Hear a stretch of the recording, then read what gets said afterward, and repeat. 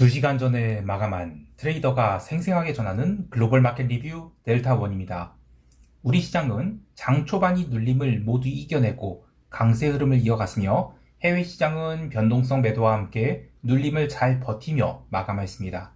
나스닥에 대한 매도세 이제 끝난 것일까요? 하나 주목할 만한 점은 어제 농산물이 대폭등을 한 것인데요. 이것이 과연 단순한 러시아발 이슈 혹은 기상이변에 따른 이슈인지 아니면 인플레이션 라운드 2를 열어가는 시금석이 될지 궁금합니다. 시장 어떻게 보고 있는지 아시아 세션 부탁합니다. 우리 증시는 개장과 함께 외국인들이 의미 있는 선물 매도를 쏟아붓기 시작했습니다. 10분에 1,500억 매도니까 큰 규모라고 할 수는 없지만 변동성이 워낙 낮은 걸 고려하면 또 의미 있는 매도라고 할 수 있어요. 게다가 개장과 함께 10분 만에 비차익 프로그램 매도가 무려 2,500억 가까이 쌓였죠. 물론 내용을 뜯어보면 포스코홀딩스의 급등에 대한 매도예요. 근데 단위 시간 대비 쌓인 매도 규모가 컸기 때문에 무시할 수 없는 상황이었죠. 하지만 지수는 더 이상 내려가지 않았고 심지어 포스코홀딩스는 더욱 강력한 숏 커버가 나오면서 숏을 하던 외국인들이 어쩔 수 없이 선물 매수로 델타 엣지를 하게 됩니다. 선물이 9시 15분부터 9시 30분까지 난데없이 급등을 한 이유는 이러한 이유 때문이죠. 거기에 더해 지난 금요일 오전에 저점을 찍고 하루 종일 매수가 들어와서 콜옵션 감마가 다시 살아날 수 있는 상황이었기 때문에 콜옵션 롤링업도 일어나기 시작했고, 마지막으로 슈퍼개미로 추정되는 개인이 콜옵션을 오전 9시 30분부터 꾸준히 매수하기 시작해서 12시까지 약 80억 원이 콜옵션을 행사가 342에 평균 단가 약 5.2포인트 정도로 매수를 한 점도 지수 상승에 불을 붙인 촉매가 되었습니다. 지수 상승에도 불구하고 콜옵션 롤링업 그리고 네이키드 매수 함께 영향 미쳐서 옵션 변동성인 V코스피 지수는 하루 종일 14포인트대에서 움직였어요. 시총 4위까지 올라온 포스코홀딩스의 변동성이 지수 변동성에도 영향을 미치기 시작한 것이죠. 그런데 이렇게 되면 한국 시장에 대한 저희 가정, 그러니까 지수는 얌전히 상승해서 변동성 쌍바닥을 찍게 되면 그다음부터 의미 있는 조정이 나올 수 있겠다. 이것을 조정해야 될 것 같아요. 지수가 얌전히 상승한 것이 아니라 폭력적인 상승과 하락을 반복하면서 오히려 지수가 내려갈 때는 변동성이 가라앉는 현상이 나타날 수 있겠어요. 상승에 대해 폭력적이다라는 말을 사용한 것은 매수자들 입장에서야 닥치고 매수지만 거래 상대방이 되는 자들 중에 기존의 매수를 청산한 사람들 말고 마켓메이커나 해저 입장에서 보면, 오늘 외국인 같은 경우 그랬죠. 그런 입장에서 보면 대응이 굉장히 어려워요. 매도 호가를 공급하는 마켓메이커들은 변동성이 커진 관계로 스프레드를 늘려서 공급할 것이고, 또 그것은 또다시 변동성 증가를 유발시키는 악순환이 시작되죠. 반면 매도 포지션 사원 중에서는 해당 종목에 차익 실현이 들어올 때 매도 포지션을 청산하게 되죠. 그럼 지수가 하락할 때 변동성은 청산에 대한 매수가 받쳐주기 때문에 변동성이 빠져요. 물론 이제 얌전한 차익 실현이 아니라 마구 집어던지는 그런 차익 실현 나온다 그러면 상황은 달라지겠지만, 지금은 배터리 광풍이 불고 있는 상황에서 아직 정신 못 차린 사람들이 계속 아래를 받쳐줄 가능성이 높죠. 그러면 지금은 그런 걱정 할 필요가 없겠습니다. 하루 종일 시장이 올랐지만 선물 미결 지하적은 또 감소했어요. 그래서 옵션 만기 이후에 기록한 선물 미결이 저점을 갱신해 버렸는데요. 우리 시장에 참여하고 있는 외국인 투자자나 패시브 투자자의 입장에서 생각해보면 이머징 인덱스 올라가고 있는 수준만큼 우리 시장에 롱폴을 하는 것이 맞다. 그런데 이머징 인덱스보다 우리 시장이 배터리 광풍이 됐던 뭐가 됐던 시총 상위 종목이 폭발적인 매수로 먼저 달린다? 그러면 액티브하게 롱을 잡을 동인이 없어져요. 이 유니버스 내에 어떤 종목을 좀 사줘야 되는데 유니버스 바깥의 종목이 달리는데 그거를 액티브로 사줄 이유는 없거든요. 그래서 그냥 패시브로 따라가거나 오히려 벤치마크 대비 비중 축소를 해버려요. 그래서 우리 시장이 이러한 상승을 좋아하기가 부담스럽습니다. 다들 알고 계시겠지만 최근 우리 시장이 상승을 주도한 종목들 제외하고는 나머지 종목들은 수익률이 형편없어요. 안타깝습니다. 옵션 시장을 보면 슈퍼게이미 콜 342 매수가 눈에 띄고, 그 외에 콜옵션 롤링업이 일부 있었던 것을 제외하면 여전히 그냥 박스장이 아닌가 라는 판단을 한 것 같은데요. 저는 좀 달라요. 하지만 달리 생각하면 시총 4위 12 종목이 폭등에도 불구하고 지수는 얼마 오른 게 아닙니다. 그리고 이제 하나 더 생각할 게, 어제 그 완다그룹 사태로 홍콩 증시가 이제 오전에 처음에 이제 폭등했다가 오후에 확 눌렸죠. 그러다가 이제 미국 세션 들어서 엄청나게 올랐습니다. 그래서 이제 간밤에는 완다그룹이 교통정리가 어느 정도 됐다는 그런 인식하에서 이머징 인덱스가 폭등을 했는데, 요게 우리 시장 화요일에 영향 미치게 된다? 그러면 종합주가 지수 2621 그 박스 상단이 위로 좀 열릴 가능성이 좀 있겠다, 그런 생각이 듭니다. 자, 이제 유럽 세션 넘어갈게요.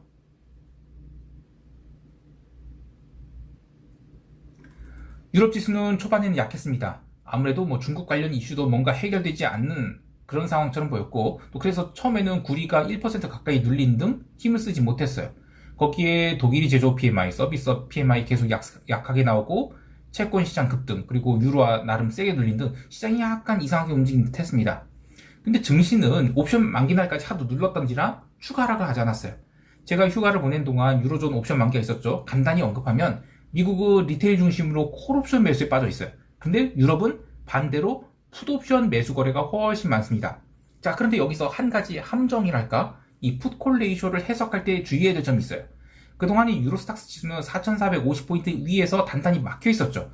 그래서 콜옵션이 상장 종목보다 풋옵션이 상장 종목이 훨씬 많아요. 그래서 당연히 풋거래량이 많을 수밖에 없던 거예요. 그래서 좀 더 디테일하게 보려면 의미 있는 행사가 중심으로 풋콜 레이쇼를 재산출하든지 감마 보정을 하는 방법이 있어요. 근데 이거는 여기서는 시황이니까 더 깊게 다루진 않겠지만, 그 풋콜 레이쇼 남들이 그냥 불러준 대로 쓰면 잘못 해석할 여지가 많다는 것입니다. 여하튼 유럽 증시는 계속해서 에너지를 응축시키고 있어요. 채권 시장도 다시 올라오기 시작하는 등 리스크 온이 분위기가 싹트고 있다라고 할 수 있겠습니다. 자, 그리고 서두에서 얘기했던 이 상품 시장에서 옥수수랑 소맥이 각각 6%와 8.7% 상승했어요. 이 소맥이 상한가를 간 겁니다. 아, 농산물 상한가 무섭습니다. 제가 20년 전에 겁대가리 없을 때 옥수수에다가 숏을 잡았다가 점상을 여러 차례 맞고 캐시콜 당했었죠. 뉴스플로우로는 러시아가 우크라이나의 오데사 항구, 그러니까 농산물 수출 전진기지에 집중 포격을 하고 있다, 이런 소식 때문이라고 하는데, 뭐 정치적인 배경은 논외로 하되 이게 2차 인플레이션 랠리의 시금석이 되지 않을까 좀 유익히 봐야 되겠어요. 기름 시장에서도 브렌트 기름이 83달러에 근접한 상승이 나왔는데 다분히 기술적으로 의미 있는 전환점, 그러니까 200일 이평선을 돌파했다는 것도 그렇고, 그동안 관찰해오던 기름 월물간 스프레드, 요거 잠깐 볼까요? 스프레드 제가 아까 띄우는 게 있는데,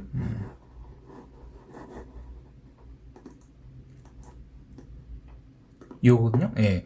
스프레드가 여기서 잘 지지받고 튀기 시작했어요. 그럼 이거는 뭐냐면, 그 시장이 앞으로도 유가가 강세를 보일 것이라는 기대감이 점점 더 늘어나고 있다는 거예요. 그래서 이번에 기름 상승이 굉장히 의미 있는 그런 전환이 될 수 있다, 이런 생각이 듭니다.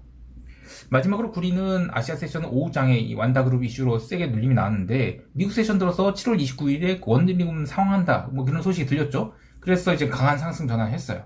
홍콩 지수 선물도 바닥에서 뭐 스트레이트로 500포인트가 급등한 등 난리도 아니었죠. 자, 근데 여기서 이제 홍콩은 이번 주가 옵션 만기예요. 그래서 변동성이 커지는 건 이해할 만한데, 제가 이제 초점을 맞추고 싶은 것은 원자재가 하나둘 안정을 찾고 또 델타가 위로 열리는 것 같아요. 그래서 저는 의미 있는 리스크 온이 진행되고 있다라고 보고 있어요. 이제 미국 세션 넘어갈게요.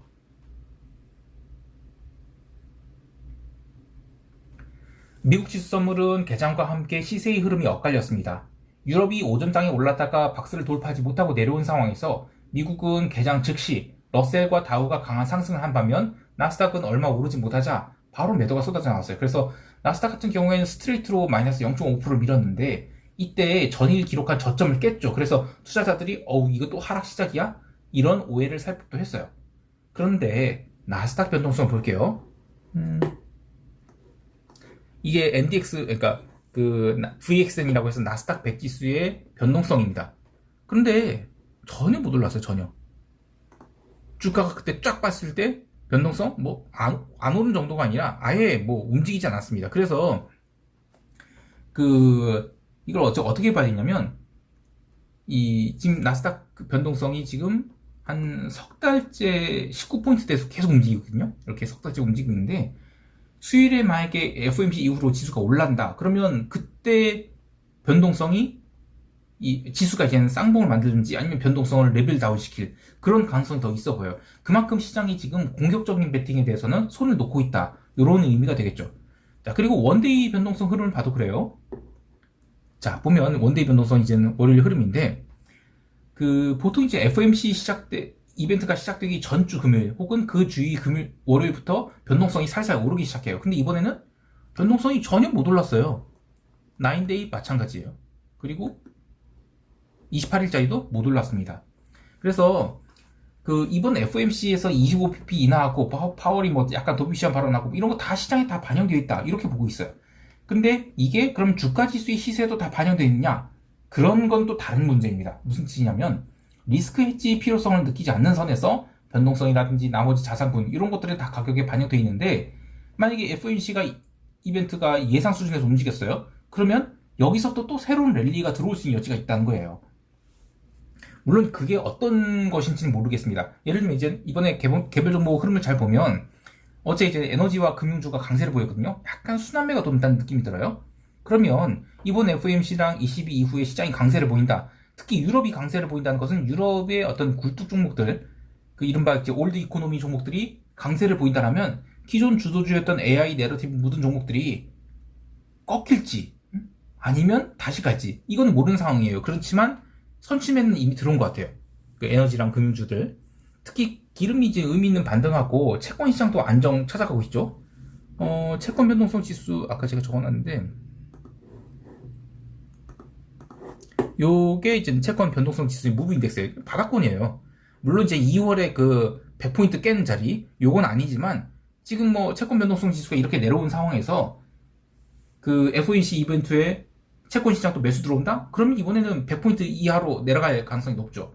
그리고 테슬라도 장 초반에 눌렸다가 오후장에 꾸준히 상승했는데 마이너스 1.5% 눌렸다가 3% 상승했거든요. 그래서 이제 연중 고점을 기록한 이 테슬라, 뭐 엔비디아, 메타, 이른바 매니피션트 7 종목들이 고점에서 살짝 눌리고 있는데 이게 나스닥 리밸런싱 때문에 눌린 것인지 이거는 시간이 지나야 결과를 알 수 있어요. 그래서 나스닥이 지금 며칠 동안 사실은 정확히 말해서 금요일부터 눌린 거죠.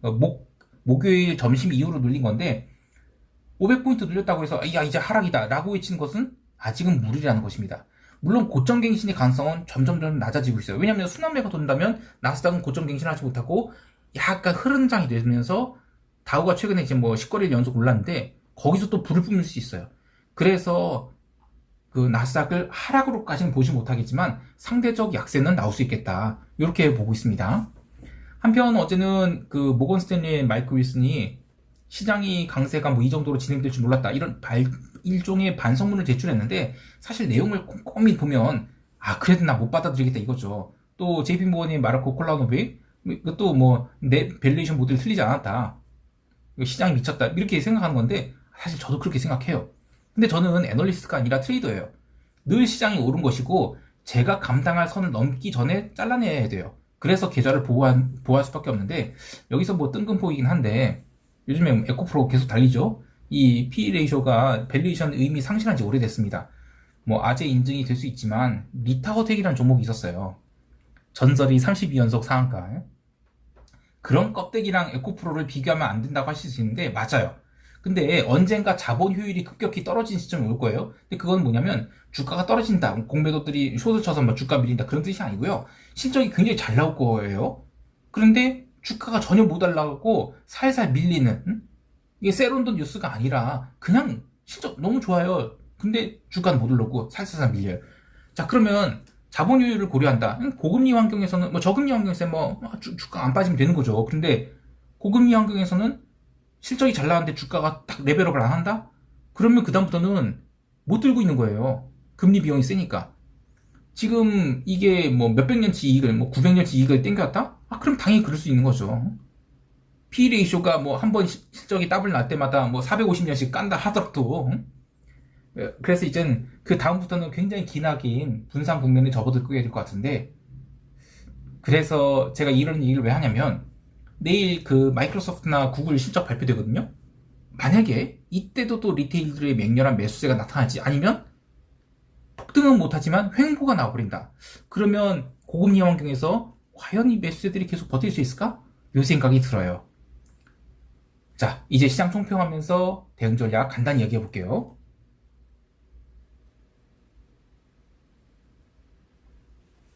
우리 증시에 대해서는 콜옵션 매수분 드디어 이익권으로 돌아섰습니다. 이번 물 롱으로 전환한다고 보고 제가 콜옵션을 산 게 매입 평균 단가에서 4분의 1 토막이 났어요.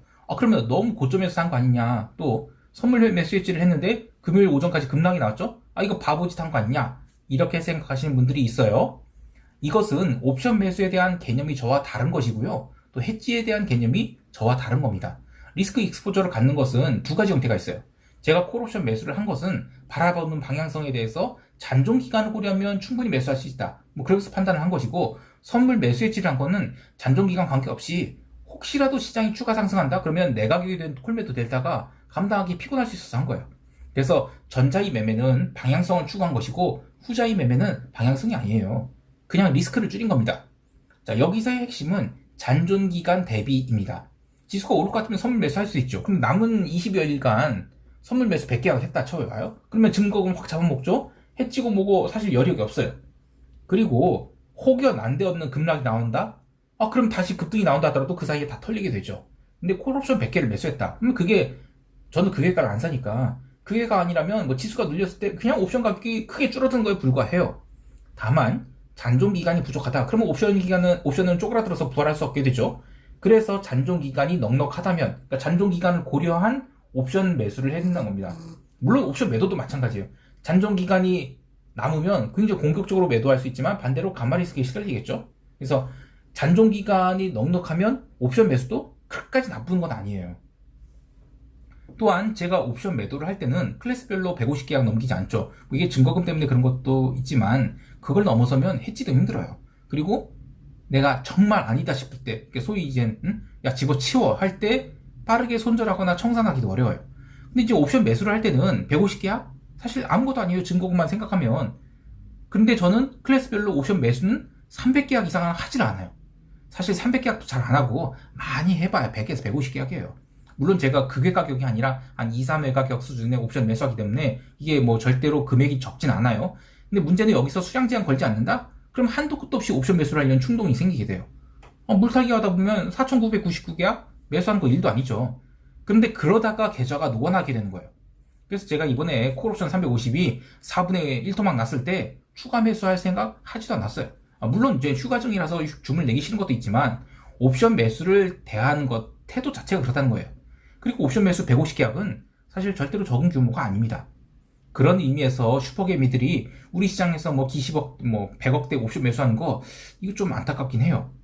자, 여하튼 우리 시장에 대해서는 점진적 강세뷰 유지합니다. 구체적인 대응 전략은 더 이상 언급하지 않을 거예요. 근데 기본적으로는 점진적 강세뷰 유지한다. 그렇게 생각하고 있고요. 해외 시장에 대해서는 유로존에 대한 레벨업 시도가 있을 거라고 봐요. 특히 이번 22 이후에 유럽 증시가 굉장히 의미 있는 레벨업을 할 거라서 보이는데, 그 유럽 증시 특징이 여러 번 얘기했었죠. 이 횡보에 들어서면 몇 달이고 횡보하는데 한번 추세가 잡히면 또 몇 주 동안 같은 방향으로 움직인다는 거예요. 이제 글로벌 증시 흐름에 따라서 유럽 증시도 레벨업을 할 때가 왔다라고 봐요. 물론 트리거가 어디서 발동되는지 보고 대응하셨으면 좋겠는데, 저는 뭘로 대응할지는 더 이상 얘기 안 할 거예요. 그래도 뭐 기존 포지션 얘기하면 나스닥 매도 여전히 2개 갖고 있고요. 독일 국채 매수, 그리고 구리 매수 갖고 있습니다. 마지막으로 저희 직전 영상에 대해서 많은 분들이 아쉬움을 표하셨는데, 한편으로는 또 여전히 악플들이 달리고 있어요. 7월 말까지만 고민을 더 하도록 하겠습니다. 늘 시장에서 좋은 성과 거두실 수 있기를 바라며 이상 델타원이었습니다. 감사합니다.